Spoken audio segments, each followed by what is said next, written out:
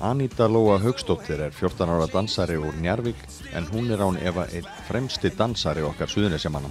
Aníta Lóa hafnaði á dögunum í öðru sæti á Íslandsmótinu í latíndönsum en með því tryggðu hún og dansfélagi hennar Andri Fannar Pétursson sér þátttöku rétt á heimsmeistaramóti ungmenna sem fram fer í Kína nú í sumar. Aníta Lóa aðeins 14 ára en keppir í aldursflokknum 16 til 18 ára sökum þess að dansfélagin eldri. Heimsmeistaramótið fer fram í Chengdu í Kína í júlí en mótið var einnig haldið þar í landi í fyrra. Þar voru þau Aníta og Andri meðal keppenda. Þau höfnuðu þá í 50. sæti meðal 100 para. Aníta Lóa var langyngst meðal keppenda á mótinu og líklega verður sú raunin aftur í ár.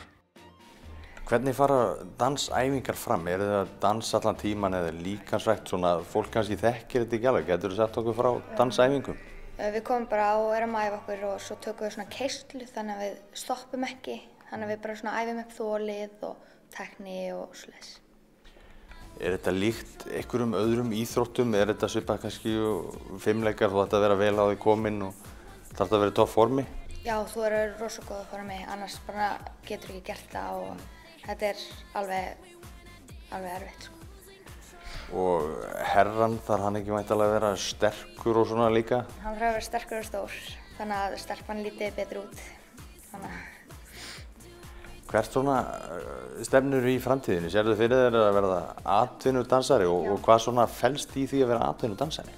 Ég ætla mér alveg á toppinn, alveg að vera atvinnudansari og komast á heimsmeistaramót og helst komast í úrslit. Þannig að það allavega markmiðið mitt. Já, hvað gera atvinnudansarar? Þau bara gera það sama við held ég. Þau bara eru betri og fá meiri sýningar Og fá borgað fyrir að dansa? Já, sumir allir held ég. Og hvar sérðu ykkur lenda á mótinu núna sem fer fram í Kína? Ég vona allavega að við komumst eitthvað áfram. Þannig að þetta náttúrulega frekar hörð keppni, þannig að ég vona allavega að okkur gengur betur heldur seinast. Og þú verður væntanlega aftur yngst á mótinu eða? Já, ég geti trúið því, held ég. Þannig að þú átt ennþá nokkur ár inni til að komast alla leið á toppinn á þessu móti? Já, alveg.